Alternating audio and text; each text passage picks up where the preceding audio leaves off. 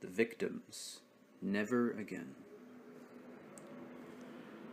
Special report. Although often overcome by tears, many Columbine victims' families are determined not to be overwhelmed by rage. For some of the families of the dead children of Columbine, the very idea of closure is an insult and a hoax. There can never be closure for them. To say that we want to move on and put this behind us, that's not true, says Brian, whose son Daniel was among the first to die. There's still too much pain and too many questions, and even if the answers come, their children will never come back, and nothing will be the same again. And so, he is still burning. His rage starts with the killers. Rorbo is the one who took down the 2 crosses meant to commemorate the shooters alongside the victims, but he has other culprits in his sights. For 20 minutes, the Jefferson sheriff knew absolutely where Klebold and Harris were in the building, he says. For 20 minutes, they listened to them murdering children, and they did absolutely nothing. As for the school, he charges, jocks could get away with anything. If they wanted to punch a kid in the mouth and walk away, they could. Had I known this, my son wouldn't have been there. They did nothing to protect students from each other. At a glance, it would be easy to conclude that the Columbine community is still shattered in pieces, angry, frightened, heartbroken. On the 6-month anniversary of the shooting in October, a Columbine senior threatened to finish the job started by Eric Harris and Dylan Klebold, and hundreds of panicked parents kept their kids home from school. Some fired off angry letters saying that when it comes to the safety of their kids, the school is still in denial. 2 days later, Carla Hochhalter, just before I turn the page, I want to show this. Unrepentant murderer. They're taking down, I guess, something on top of the grave. And then there's a sign in the background saying, if he repents, forgive him, Jesus. Al Vasquez refuses to let the killers be commemorated alongside his son. Oh, so that's what he's doing. So he's trying to desecrate their grave because they killed his son. Jeez. He's a very angry person. Rightfully so, but angry nonetheless. Alright, before we continue, this is Richard Castellado. After 7 operations and 4 months in the hospital, Richard still doesn't have the finger coordination to master the saxophone, his true love. Yet he's back playing with the school band, now on percussion. There's nothing to be angry at now, he says, but I do want to get better.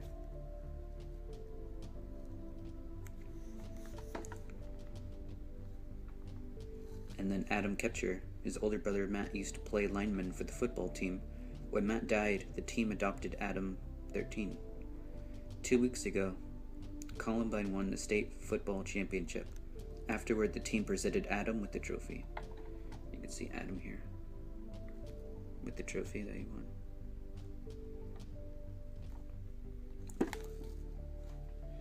And then Tom Mauser, shown here at a charged anti-NRA rally.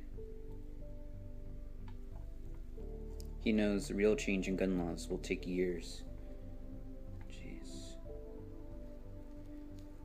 It's 2018 at the time of recording, and we still have problems with gun laws.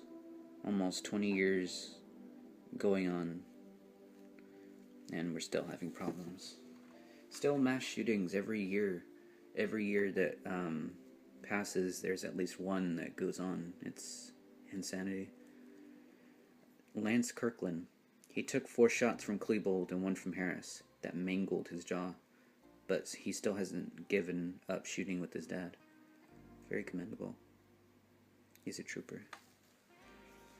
Okay, let me just recap. So the last sentence was, 2 days later, Carla Hochhalter, mother of Anne Marie, who was paralyzed in the April 20th shootings, walked into the Alpha pawn shop, asked to see a gun, and shot herself. Ooh.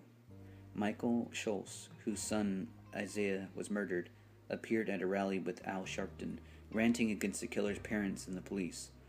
"I'm as angry as the day it happened," says Scholes, and 18 families filed notices of intent to sue the school district, the sheriff's office, or both. But beneath all the public outrage, there are signs that most of the victims of Columbine have been quietly piecing their lives back together. The victims' families have written thousands of thank you notes, have created scholarships in the names of their children, and are trying to raise money to build a new library. Students and teachers have managed to have a relatively normal school year, and many are using April 20th as inspiration to rethink the way they treat their peers. All say they are committed to finding ways to ensure that a tragedy like this doesn't happen again, anywhere. The families insist they are less interested in blame and simply want answers. A few do need money because of mounting medical bills. Expenses for Richard Castaldo, who is paralyzed from the waist down, could top $1 million. Mark Taylor, who has had 4 operations and faces a long, painful road to recovery, needed an $1,800 therapeutic mattress, but his HMO refused to pay for it, and the family had to find other means. "If the insurance companies aren't doing their job," asks Donna Taylor, "then what are we supposed to do but sue?" Most families filed intents to sue simply because the sheriff's office had not yet finished its report by the time Colorado's 180-day deadline to file such intents came, and the families wanted to keep their options open in case the reports failed to answer the questions that have haunted them since April. Why didn't the police or the school pick up on the killer's warning signs? Why, once the carnage began, didn't the police move in faster? "We'd love to know exactly what happened," says Darcy, whose daughter Casey is recovering from a shotgun wound in the back. "Not to blame, but just to know. If there were mistakes made, then by learning, perhaps we can prevent something like this from happening again." On the Sunday before Thanksgiving, many of the victims' families gathered at St. Luke's Church for their monthly potluck dinner. Few of the families had even met before April 20th, but the tragedy had brought them together. "They're my family now," says Don Fleming. "They have become our closest friends. They sit around, tell stories, and support one another. After Carla killed herself, Ted was left to care for Anne Marie by himself. The parents of Corey DePuter, who was killed at Columbine, gave the Hochhalters a freezer they had received as a gift, and they, along with other families of the dead, stocked it with food. With the pain of the 6-month anniversary behind them, the families were finding joy and taking baby steps. Casey, who was a world-class quarter horse rider before the blast, shattered her right arm and shoulder, is back in the saddle again, competing even though, after bone transplants and 3 operations, she still might never have full use of her arm.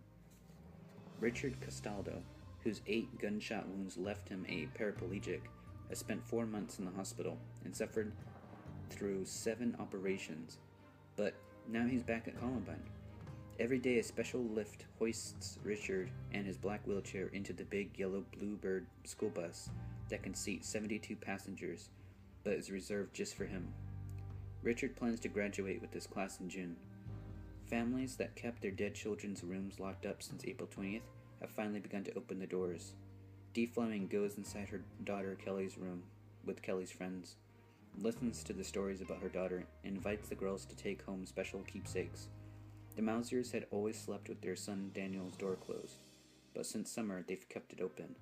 Patricia DePuter takes comfort in going into her son's room, gazing at his clothes and shoes as he left them that April morning, and even taking an occasional whiff of his cologne. It's still hard for Linda Sanders to talk about her husband Dave, that much-loved teacher and coach who died while heralding kids to safety, without welling up with tears. By the end of November, she still had not gone back to the campus. Every time she had been inside the school, she was walking with Dave or going to pick him up, or watch him coach. Returning, she feared, would destroy all those positive memories. But last week was the opening game for the girls' basketball team, which Dave had coached. The girls from the team have regularly stopped by Linda's house with gifts or just to talk and keep her company. So Linda decided to support the girls on opening night. "It was definitely a big step for me," she says, "but I know I wasn't alone. I was with Dave every step of the way." The girls went out and won handedly for Linda and for Coach Sanders. The families at the potluck gathering were putting together laundry baskets for the needy. They filled 40 baskets, donated by the Denver Foundation, with clothing, food, soap, and lotions, and drove them to shelters and charities. "This is a club nobody wants to join," says Bob Cornell, whose 14-year-old son Stephen was killed. "But now we need to be role models, to create something positive out of all that's happened." And they are. Patricia DePuter, whose son Corey had always wanted to be a Marine, helps the Corps collect toys and gifts for impoverished kids. Linda Sanders, who says all the support from across the nation has restored my faith in humanity, has written 1,700 thank you cards, but she's worried she's missed some people. Next fall, the Mausers plan to adopt a baby girl from China. And together, many of the victims' families have formed the Hope, Healing of People Everywhere Library Fund. Last week, the families announced Hope's campaign to raise at least $3.1 million to build a new library adjacent to the school and to tear away the floor of the existing library to create a stunning 2-story atrium with a view of the Rockies. The library is a kind of sanctuary. It was the heart and soul of the school, says Don Fleming. How could you go in and concentrate knowing that 10 kids were murdered there? In early November, several of the victims' families came together under different circumstances to testify at the sentencing hearing of Mark Maines, 22-year-old acquaintance of Klebold and Harris, who bought Dylan's semi-automatic Tech 9. And just to zoom out again to show you pictures, looks like there's the band playing in the hall.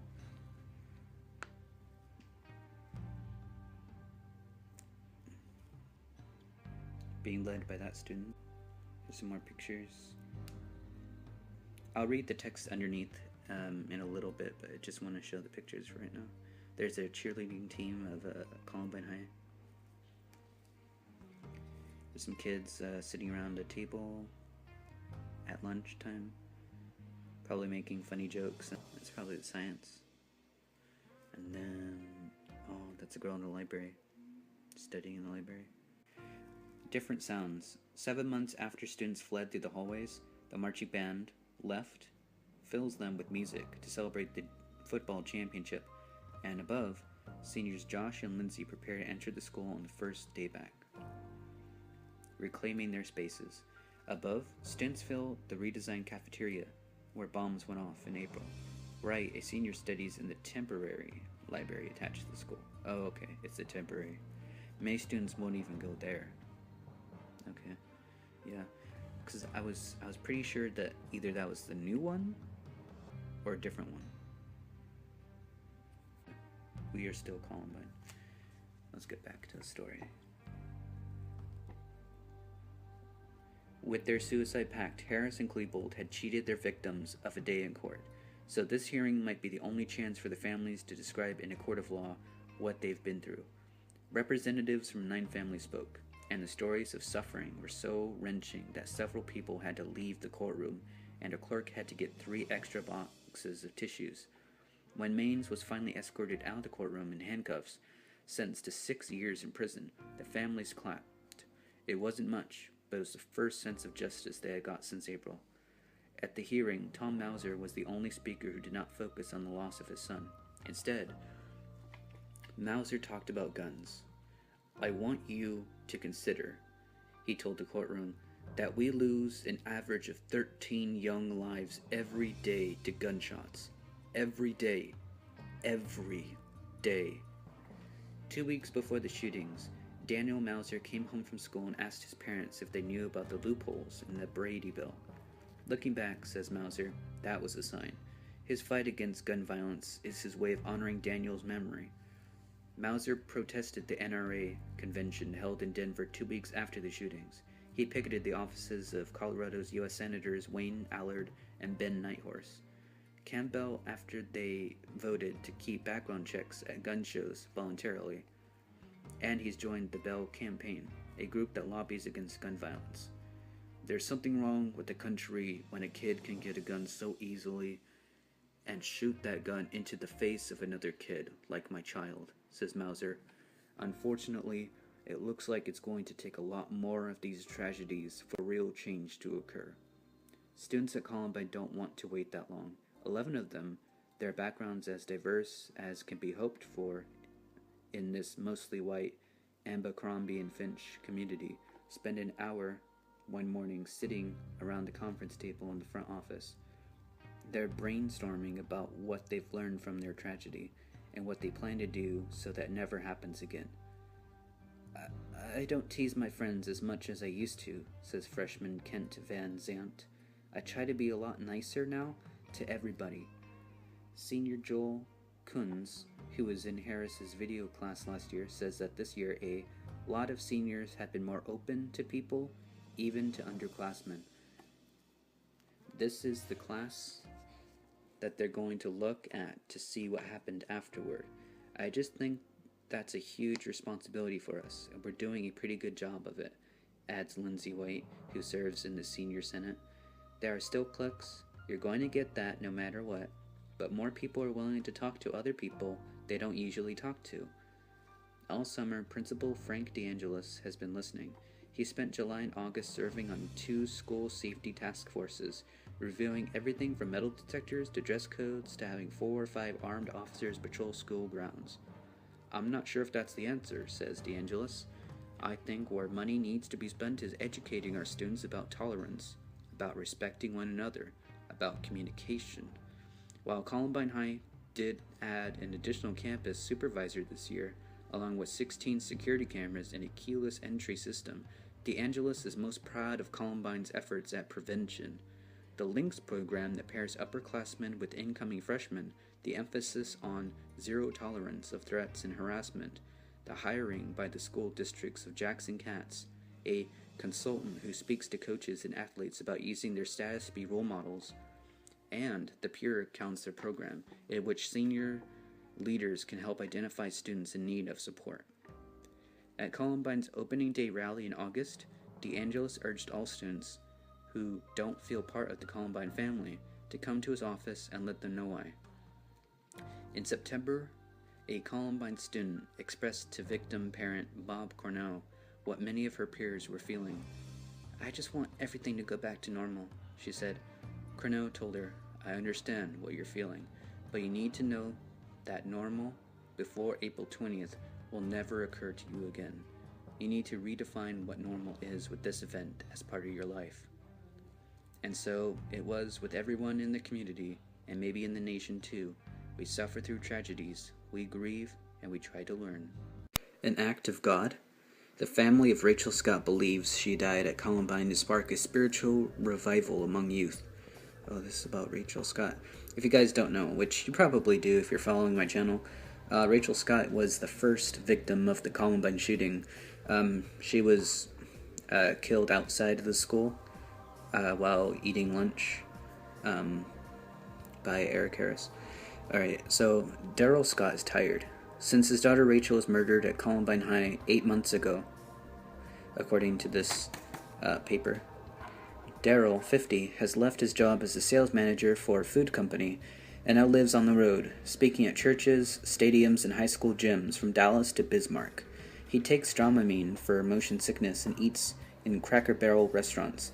It might seem like a dreary existence reliving your daughter's death over and over, but while others in Littleton still seethe with anger, Daryl and his family have found deliverance from despair.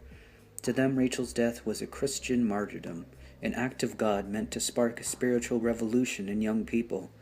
This conviction has brought Daryl's family, including his ex-wife, together in a ministry they called a Columbine Redemption. The message is simple, and it's powerful.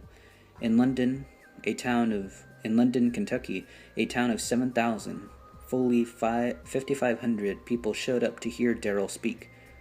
That was a jaw-dropper, but he regularly draws crowds of more than 3,000. God is using this tragedy to wake up not only America, but also the world. Daryl told a Christian group in Little Rock in November, God is using Rachel as a vehicle. If I believed for 1 second that God had forsaken my daughter, or that he had gone to sleep, or he wasn't aware, I would be one of the angriest men in America. Instead, Daryl believes Rachel's death was meant to be. He believes this because the early prophetic journals Rachel kept, as well as a number of visions experienced by others that prove, say the Scots, that the killings at Columbine were a spiritual event. Voluminous journals, which her parents discovered only after her death, and which contain poetry, letters to God, and drawings, convey Rachel's belief that she was not going to live to see adulthood, and that God was going to use her for some purpose. On May 2nd, 1998, she wrote, "This will be my last year, Lord. I have gotten what I can. Thank you." On another occasion, she wrote, "God is going to use me to reach the young people. I don't know how. I don't know when." Her last diary entry, written 20 minutes before she died, was a drawing of a pair of eyes crying. From the eyes fell 13 drops onto a rose. Images, Darrell says, had been described to him in an earlier phone call from a man he did not know. Among the many stories about Rachel was one of the first appeared in a local Christian newspaper, saying that she had been asked if she believed in God, and had answered yes before Eric Harris shot her. The account was credited to Richard Castaldo, the now paralyzed boy who was having lunch with Rachel when she died. The Scott family believes this account, but in an interview with Times last week, Castaldo denied telling the story.